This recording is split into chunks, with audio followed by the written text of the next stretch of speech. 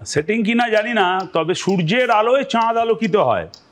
শুধু চাঁদকে নিয়ে টানাটানি করলে হবে না, আসল সূর্য সে কোথা থেকে আলো দিচ্ছে, নবান্নের 14 তলা থেকে কিনা জানি না, সেখানে দাঁড়িয়ে সেই ঘুঘুর বাসায় যদি সিবিআই ইডি কিছু করতে পারে তাহলে আসল ব্যাপার ধরা পড়বে। পার্থ থেকে চন্দ্রনাথ, মাধ্যমিক, প্রাথমিক থেকে মাধ্যমিক, উচ্চ প্রাথমিক, উচ্চ মাধ্যমিক, সব চাকরি বিক্রি এবং এই অর্গানাইজড ক্রাইম, তার সঙ্গে গোটা তৃণমূলের একটা দারুণ সম্পর্ক আছে।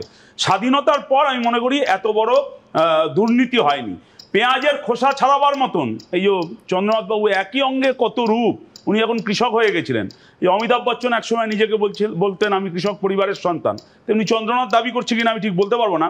কিন্তু এই ধরনের দুর্নীতি সে চিত্তরঞ্জন বাবু বলুক আর চন্দ্রনাথের ইডিতে যা গোটা ব্যাপার উঠে আসুক, পেঁয়াজের খোসা ছাড়াবার মতন এই দুর্নীতিগুলো আরো ওপেন হবে। চোরে চোরে মাস্তুতো ভাই, এখানে সব আগে বলছিল 23 জন বিজেপি নেতা, বিজেপি তো অন্য রাজ্যে অনেক চুরি করেছে জানি, কিন্তু এই শিক্ষা চাকরি বিক্রির সঙ্গে যুক্ত 28টা লোক জেল কাটছে, 28 জনই তৃণমূল। আমি জানি না কি উত্তর পাওয়া যাবে।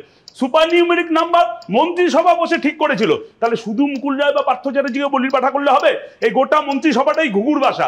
উনি এসএসসি চেয়ারম্যান ছিলেন। এসএসসি একটা স্বয়ংশাসিত সংস্থা, কি করে বাইরে থেকে চাপ দিয়ে সেখানে এই রিক্রুটমেন্টের কাজ হয়?